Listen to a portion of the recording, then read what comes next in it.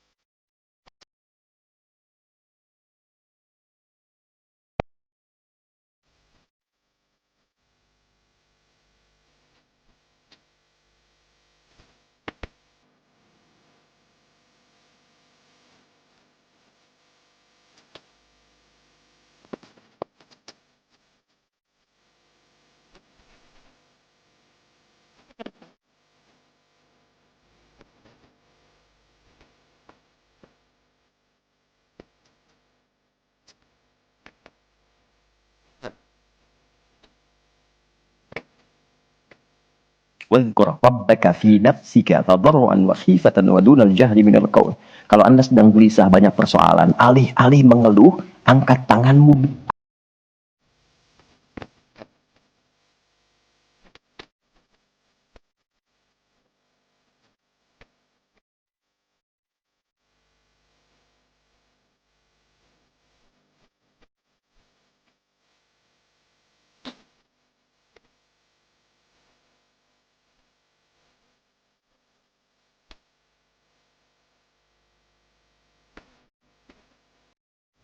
Ke-15.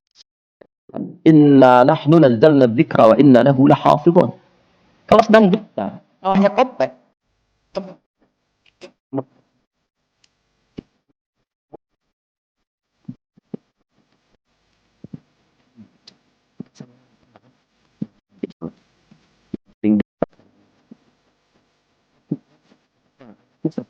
Salah.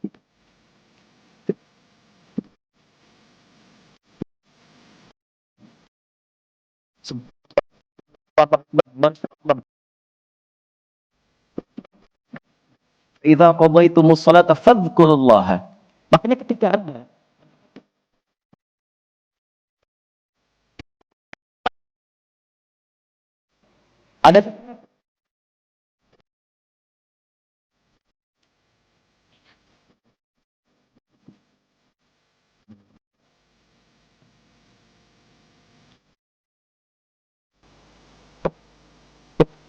salat ada alhamdulillah, di salat ada Allahu Akbar, di salat ada Quran.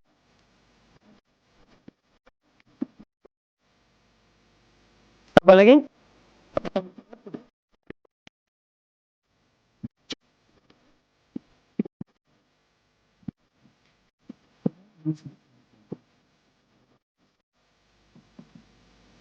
Dan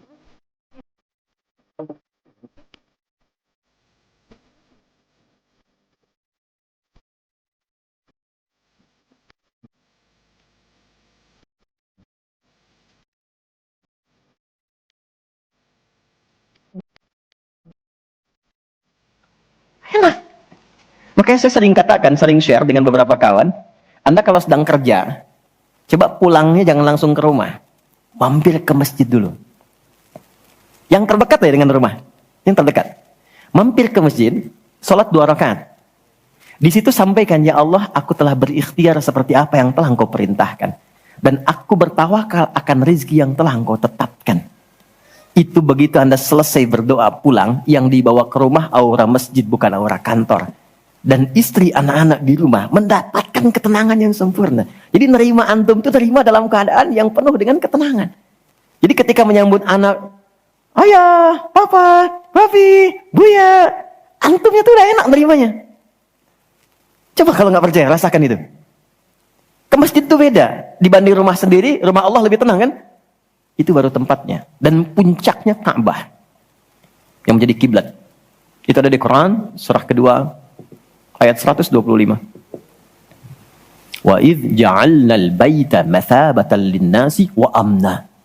Dan pelajari, pahami, renungi. Ketika aku tetapkan dengan keagunganku, Ka'bah pusat ibadah yang menenangkan. Sebanyak apapun Anda punya kesulitan, depan Ka'bah itu ngalir air mata, tenang aja. Gitu. Pancarannya masjid. Ya. Masya Allah ya. Nah, amalannya sholat. Jadi ambil suasana itu, bawa ke dalam diri kita untuk menghasilkan apa yang kita harapkan. Yang kedua, di intinya kalau sedang tidak tenang, gelisah, ada persoalan, atau bahkan ya, untuk menentukan satu urusan. Kalau Anda bingung, merasa ada saingan yang tidak sehat, merasa ada orang-orang yang mungkin mengganggu, lakukan sholat sebelum berangkat. Tahu Imam Al-Bukhari ya? Beliau menulis Sahih Al-Bukhari kan? Itu sebelum menulis setiap satu hadis, sholat 2 rakaat. Kalau tenang, baru dituliskan. Tidak tenang, beliau sholat kembali. Ditulis di Masjidil Haram, diselesaikan di Masjid Nabawi. Itulah sholat. Makanya semua nabi yang pernah bertugas di bumi, itu sholat. Dan kita yang paling sempurna caranya. Nabi Isa, Yesus, sholat. Quran surah 19, ayat 31. Sampai 33-nya. Wa ausani bis sholah. Allah mewasiatkan padaku untuk sholat. Nabi Zakaria, sholat. Quran surah ketiga, ayat 39. Fanadatul malaikatu wa huwa qa'imun yusalli fil mihrab. Salat. Nabi Ismail, kakek Nabi ke-29, bahkan meminta keluarganya disiplin salat. Quran surah 19, Maryam, ayat 55. Wa kana ya'muru ahlahu bis shalah. Jadi kalau kita urutkan dari awal sampai ke Nabi Muhammad SAW, atau kita tarik mundur dari Nabi Muhammad ke Nabi Adam alaihissalam, tidak ada satupun Nabi yang bertugas di bumi kecuali mereka salat. Muhammad SAW bin Abdullah bin Abdul Muttalib bin Hashim bin Abdul Manaf bin Qusay bin Murrah bin Kilab bin Ka'ab bin Ghalib bin Fihir bin Malik bin Nadar bin Kinana bin Khuzaimah bin Mudrika bin Ilyas bin Nizar bin Mudar bin Ma'ad bin Adnan bin Adi bin Adri bin Muqawwam bin Nahur bin Ya'rub bin Yasjub bin Ismail alaihissalam bin Nabit bin Ismail alaihissalam bin Ibrahim alaihissalam bin Adhar bin Nahur bin Abir bin Kinan bin Arfakhshad bin Sam bin Nuh alaihissalam bin Mihlail bin Matushala bin Kinan bin Anwas bin Tith bin Adam alaihissalam.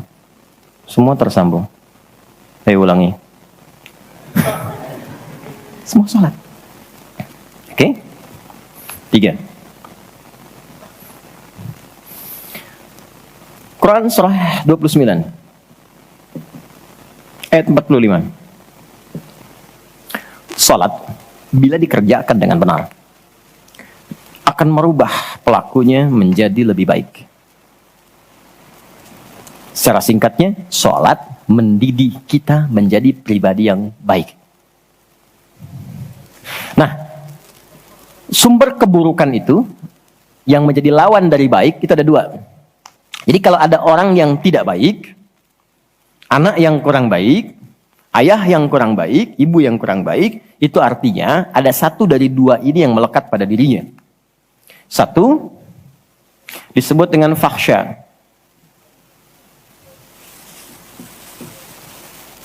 Keburukan yang bersumber dari syahwat. Maaf, kata-kata kotor, jorok, zina, LGBT, pornografi, porno aksi, dan semisalnya.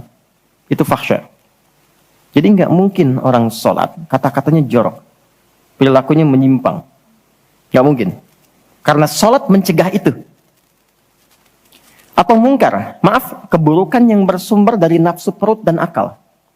Mencuri, korupsi, mencela, berdusta, membunuh, merampok, menyakiti, dan semisalnya. Itu mungkar. Makanya ketika seseorang berbuat itu, hatinya mengingkari. Itu disebut mungkar. Hatinya mengingkari. Maka orang sholat, pasti bila sholatnya benar, karena dia tersambung dengan Allah, fahsya dan mungkarnya tertekan. Yang muncul jiwa baiknya, jiwa takwanya. Ketika yang muncul kebaikannya, yang buruknya ditekan, maka yang keluar dari semua bagian tubuhnya, semuanya perilaku baik. Itulah sebabnya ketika Allah berfirman tentang hal ini, disampaikan di Quran surah 29 ayat 45. Innas sholata tanha anil fahsya wal munkar. Mengujinya gampang. Kita uji dengan sejarah pendekatannya. Semua masyarakat di era Nabi, itu kan sebelum masuk Islam, perilakunya itu sangat menyimpang. Tidak kenal kebaikan. Tak kenal kebaikan itu jahlun namanya. Orangnya jahil. Kalau disatukan jadi jahiliyah. Gak kenal kebaikan. Ya, maaf, yang mencuri banyak, zina khatam. Ya, perilaku menyimpang banyak. Disebutnya jahiliyah. Tapi ketika datang risalah Islam, yang diajarkan pertama salat. Salat merubah mereka dari jahiliyah menjadi khairu ummah. Kalau ada yang paling jujur itu, yang paling dermawan itu, yang paling baik itu, paling disiplin itu. Kok bisa salat ditunaikan bisa merubah seseorang jadi lebih baik? Ada sesuatu dalam salatnya. Itu yang nanti kita akan pelajari. Itulah sebabnya kenapa anak-anak dari kecil usia 7 tahun khususnya yang diajarkan sholat. Masih ingat hadisnya? Ya, saat anak berusia 7 tahun ajarkan sholat. 10 tahun dia masih malas, beri pelajaran yang membuat dia mengerti. Bukan berarti harus memukul ya. Kalau di Arab adatnya begitu, itu biasa. Doroba itu memberi pelajaran maksudnya. Kurangi uang jajannya, berikan pelajaran yang baik kepada dia supaya mengerti kenapa mesti sholat. Kenapa dari usia 7 tahun? Supaya anak itu tumbuh jadi baik. Itu maksudnya. Cuma anak sekarang advance. Gen Z yang sekarang itu sebelum sholatnya sempurna, TK sudah manasik ya. Enggak apa-apa sih, cuma ini maksimal dulu yang kedua ya. Oke, 4, saya cepat karena waktu kita terbatas. 4. Sholat bila dikabulkan, bila dilakukan dengan benar. Saya ulangi, salat bila dilakukan dengan benar, sesuai isyarat petunjuk Al-Quran dan contoh yang disampaikan Nabi, maka bisa mempercepat terkabulnya doa. Oke? Mempercepat terkabulnya doa. Itulah kenapa secara bahasa salat disebut doa. Kalau benar mengoneksikan diri kita dengan Allah sang pengabul doa, koneksinya cepat, sinyalnya kuat, itu nggak ada sekat, menggoncang aras, langsung dikabulkan. Dan nggak ada jeda. Oke, Quran langsung, surah ketiga, ayat 38 sampai 39.